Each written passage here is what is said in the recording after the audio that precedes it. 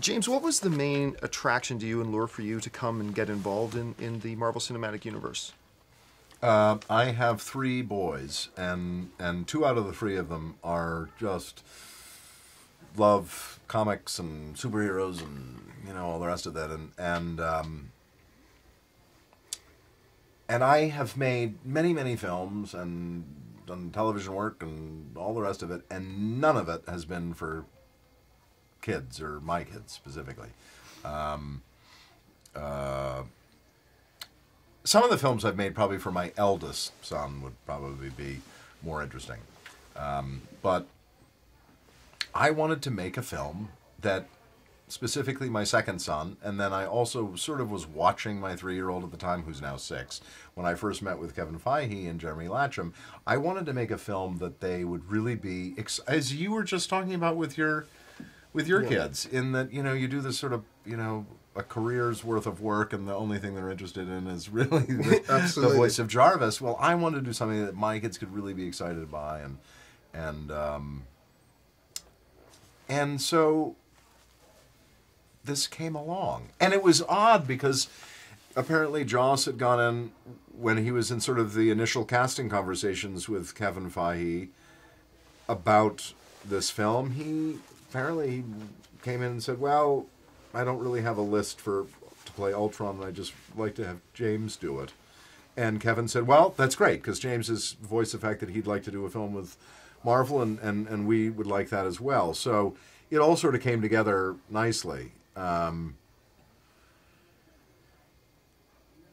then it has turned out so absolutely beautifully in that, I just had such fun doing it, and such fun doing it, and doing something I had never done before and couldn't even really conceive of. And was able to spend time with some really wonderful people. I really love working with Joss. Joss is a wonderful, wonderful guy, and tremendous to spend an evening having dinner with. Yeah. Paul, once again, you've had a chance to voice Jarvis for a while now. How fulfilling is it for you, and what exciting was it for you to actually now transition from that into getting in front of the camera as Vision? It's a double-edged sword, Before I would turn up and work for 2 hours, and they'd give me a bag of cash, and then I would just run away with said bag of cash. And now I have to turn up and spend 3 hours in makeup and work for a living. So that's a bummer. But then the work is really fun, and you're working with lovely people, as James just said, and really creative people who are playing at the top of their game. Nobody's making those superhero movies like Marvel. They're just... But maybe in whatever iteration Vision were to show up again in any other Marvel movie, maybe he has the capacity to, self-evolve and self-generate. Maybe for the next time he's just realized, you know what, yeah, I'm going to look like me wearing a tracksuit. Exactly, to hell with wearing a pair of trainers. Yes, exactly.